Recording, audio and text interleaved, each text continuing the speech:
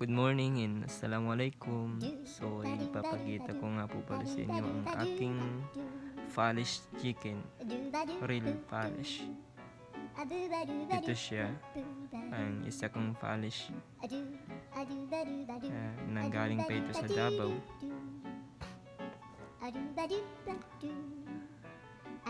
Real color po ito siya.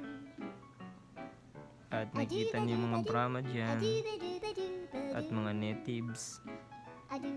At ito nga po pala yung pula na Polish chicken. So maganda rin siya, shining, at maganda ang kanyang balahibo. So kita niyo naman guys, napakarami natin alaga dito. Hindi lang isa, may Brahma, Volkozhin, Koshamo, Brahma Turk,